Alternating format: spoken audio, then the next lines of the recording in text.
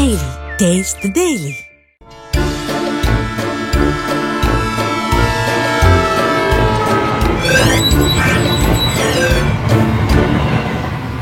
மக்கா வணக்கம். ஐயா ஸ்டாலின் டெல்லிக்கு போறாராமியா. டெல்லிக்கு போய் பிரதமரை பார்க்க போறாருன்னு சொல்றாங்க. இதுக்கு இடையில அண்ணன் செந்தில் பாலாஜிக்கு ஜாமீன் கிடைச்சிருக்கு. கூட்டணி கட்சிகள் ஆளுங்கட்சியை போட்டு அடிச்சு துவச்சுக்கிட்டு இருக்கு. அமைச்சரவை மாற்றம் இருக்குன்னு வேற சொல்றாங்க. ஐயாவோட டெல்லி பயணம் அரசியல் வட்டாரத்துல பல கேள்விகளை எழுப்பியிருக்கு. மாற்றம் ஒன்றுதான் மாறாததுன்னு அரசியல் விமர்சகர்கள் சூசகமா சொல்றாங்க. என்னமோ நமக்கு எதுவும் மாற்றம் நடந்த மாதிரி தெரியல. வருஷா வருஷம் வீட்டுக்குள்ள வர மழை தண்ணிய பக்கெட்டில் மோந்து ஊத்துறதே பொழப்பா இருக்கு. சரி, நம்ம விதியாதான். போய் குறுஞ்செய்தியை பார்த்துட்டு வாங்க, விரிவான செய்திகளை சொல்றேன். சென்னையில கொஞ்ச நேரம் பெஞ்ச சின்ன மழைக்கு பல இடங்கள்ல தண்ணி தேங்கி நிக்குது. கோடி கோடியா செலவு பண்ணதெல்லாம் என்னாச்சுன்னு ஜனங்க கேக்குறாங்க. போன மாசம் எங்க தண்ணி தேங்குதுன்னு ஐயா ஸ்டாலின் நக்கலா கேட்டாரு. இன்னைக்கு செய்திகளை பார்த்தாருன்னா பரவாயில்ல. அப்படிப்பட்ட மழை வந்தாலும் சந்திப்பதற்கு இந்த அரசு தயாரா இருக்கு. எங்க ஊர்க்கா சொல்லு. அப்படிப்பட்ட மழை வந்தாலும் சந்திப்பதற்கு இந்த அரசு தயாரா இருக்கு. மர்க்கா சொல்லு. அப்படிப்பட்ட மழை வந்தாலும் சந்திப்பதற்கு இந்த அரசு தயாரா இருக்கு.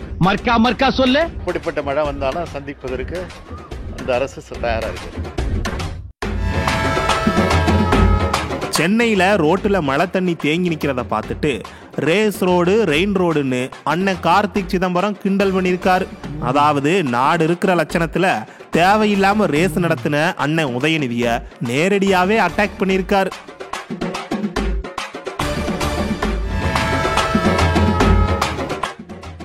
ஐயா ஸ்டாலின் நடத்திக்கிட்டு இருக்கிற அலங்கோல ஆட்சியில முட்டையில மட்டும் 300 கோடி ஊழல் நடந்திருக்குன்னு சொல்றாங்க. சத்துணவு முட்டையில கூடவா ஊழல் பண்ணுவாங்க? அட நான் சொல்லல சார், விவரம் தெரிஞ்சவங்க சொல்லியிருக்காங்க.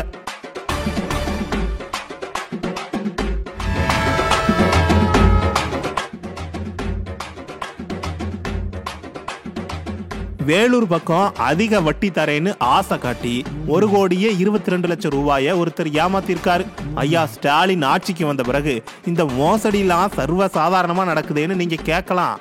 இந்த மோசடியில என்ன சிறப்புன்னா, ஐயா ஸ்டாலின் பேரை சொல்லித்தான் மோசடி செஞ்சிருக்காங்க. குறுஞ்செய்திகளை பார்த்தாச்சு, வாங்க விரிவான செய்திகளை பார்த்திடலாம். உன் தியாகம் பெரிது, உன் உறுதி அதனினும் பெரிது அப்படின்னு ஐயா ஸ்டாலின் ட்விட்டர்ல போட்டிருந்தாரு. ஒரு நாள் மழைக்கே சென்னை குளம் போல மாறி கிடக்கு, அதுல நீந்தி போற ஜனங்களோட தியாகத்தை பத்தி சொல்லுதாரோ அப்படின்னு வாசிச்சு பார்த்தா ஊழல் வழக்குல உள்ள போயிட்டு வர அண்ணன் செந்தில் பாலாஜியை பத்தி ஐயா சொல்லியிருக்காரு. இதெல்லாம் தியாகமா பாஸ்? உங்களுக்கே இதெல்லாம் நியாயமா? என்ன இருந்தாலும் ஐயா ஸ்டாலின் இப்படி நேரத்துக்கு ஒரு பேச்சு பேசக்கூடாதுப்பா. 2016 வருஷம் ஏப்ரல் 18 நினைக்கிறேன், கரூர்ல மொட்டை வெயில்ல ஐயா ஸ்டாலின் அண்ணன் செந்தில் பாலாஜிய அடிச்சு துவச்சாரு. அந்த காட்சிகளை பாருங்க. போக்குவரத்து துறையினுடைய அமைச்சராக இருந்து அந்த துறையில நடத்துனர் பணிக்கு 3 லட்சம், மெக்கானிக் பணிக்கு 6 லட்சம் என்று கொடுத்து ஏமாந்திருக்கக்கூடியவர்கள் லட்சக்கணக்கானவர். இது குறித்து 48 பேர் புகாரும் கொடுத்திருக்கிறாங்க. ஆள் கடத்தல், நில அபகரிப்பு புகார்கள் எல்லாம் இன்னைக்கு நீதிமன்றத்தில் இருக்கு. இப்படி ஒன்றா இரண்டா எடுத்து சொல்ல அப்படின்னு பாட்டு இருக்கு. கேட்டீங்களா? இப்படி ஊழல்வாதின்னு அன்னைக்கு சொன்னவரு இன்னைக்கு உன் தியாகம் பெருசு உறுதி பெருசுன்னு உருட்டிக்கிட்டு இருக்காரு. ஐயா ஸ்டாலின் என்னென்ன குற்றச்சாட்டுகளை சொல்லுதாரோ அது சம்பந்தமான வழக்குகள்ல தான் அண்ணன் உள்ள போயிருக்காரு. அன்னைக்கு அப்படி பேசிட்டு இப்ப இவங்களோட சேர்ந்த உடனே தியாகி ரேஞ்சுக்கு பேசினா எப்படி? இத பாக்குற ஜனங்க என்ன சொல்றாங்கன்னா, இம்புட்டு நாள் உள்ள இருந்து கம்பெனி ரகசியங்களை வெளியில சொல்லல, அதனாலதான் ஐயா ஸ்டாலின் சிலாகிச்சு பேசுறாருன்னு சொல்றாங்க. ஸ்டாலின் அரசு எப்படியாப்பட்ட அரசுன்னு இதுல இருந்தே தெரிஞ்சுக்கோங்க மக்கா. ரெட்ட வேஷம் போடுறவங்க கிட்ட உசாரா இருங்க.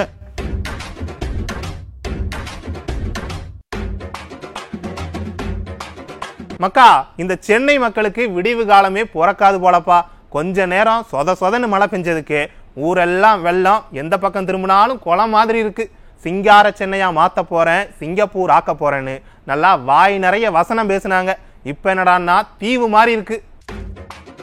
மக்கா, வடகிழக்கு பருவமழை வரப்போகுது. சின்னதா மழை பெஞ்சாலே சென்னையில தண்ணி தேங்குது. அதை தடுக்க இந்த கவர்மெண்ட் என்ன செய்ய போகுதுன்னு ஐயா ஸ்டாலின் கிட்ட கேட்டாங்க. போன மாசம் 5ஆம் தேதி செய்தியாளர்கள் கேட்ட கேள்விக்கு ஐயா ஸ்டாலின் அசால்ட்டா பதில் சொன்னாரு. யார் சொல்றா? எங்க காட்ட சொல்லுங்க, எங்கன்னு காட்ட சொல்லுங்க. தண்ணி எங்க தங்கி காட்ட சொல்லுங்க. எப்படிப்பட்ட மழை வந்தாலும் சந்திப்பதற்கு அந்த அரசு தயாரா இருக்கு. கேட்டீங்களா? முன்னெச்சரிக்கை நடவடிக்கை எடுங்க சார்னு சொன்னதுக்கு ஐயா ஸ்டாலின் எங்க தண்ணி இருக்குன்னு எகத்தாளமா கேட்டாரு.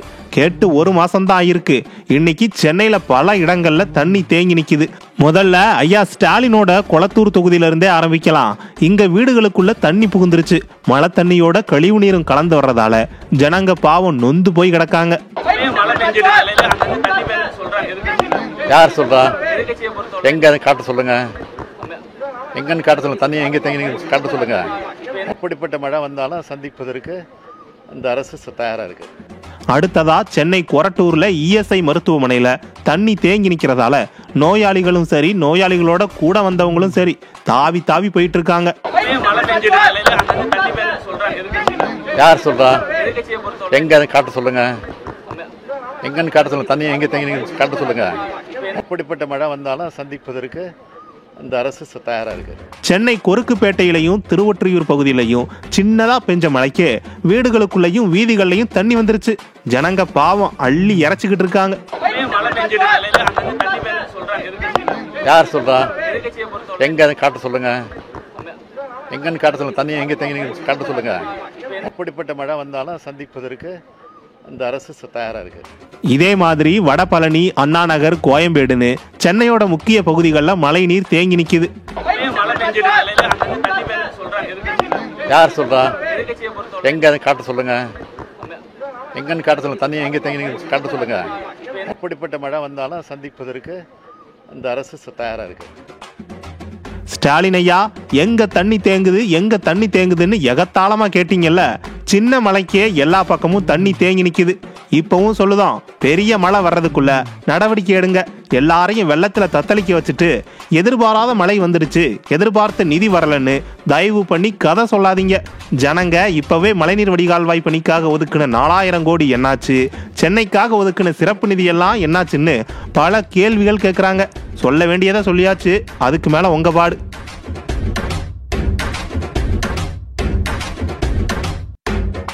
முட்டையில இருந்து கோழி வந்துச்சா இல்ல கோழில இருந்து முட்டை வந்துச்சாங்கிற கேள்விக்கு கூட பதில் கிடைச்சிடும்.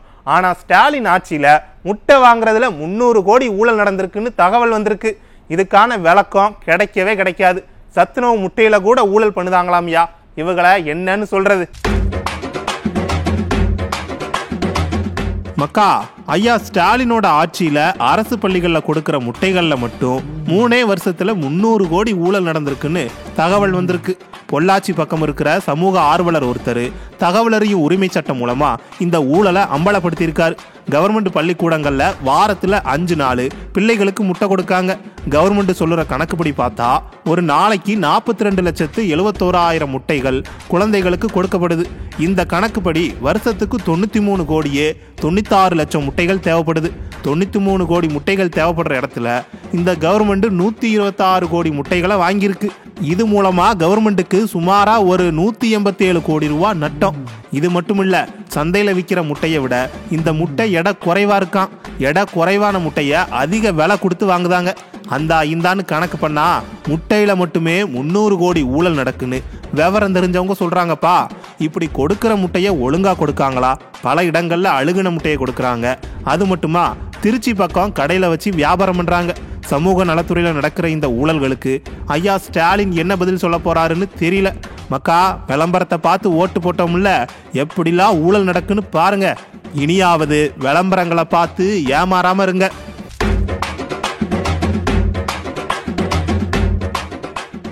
ஐயா ஸ்டாலினோட ஆட்சியில மாணவர்கள் ரொம்ப தப்பான வழியில போறாங்க. சிவகங்கை பஸ் ஸ்டாண்டுல கஞ்சா வித்துட்டு இருந்த 3 காலேஜ் பசங்க சிக்கியிருக்காங்க. வேலை வாய்ப்பை உருவாக்குவேன்னு உருட்டுனாங்க. நாட்டுல இப்படி எப்படியாப்பட்ட வேலைகள் உருவாயிருக்குன்னு பாருங்க. கெட்டு குட்டிச்சவரா போயிட்டு கிடக்கு. சரி மக்களே, இன்னைக்கு நிகழ்ச்சி இத்தோட முடிஞ்சது. நாளைக்கு மறுபடியும் சந்திப்போம். நன்றி, வணக்கம்.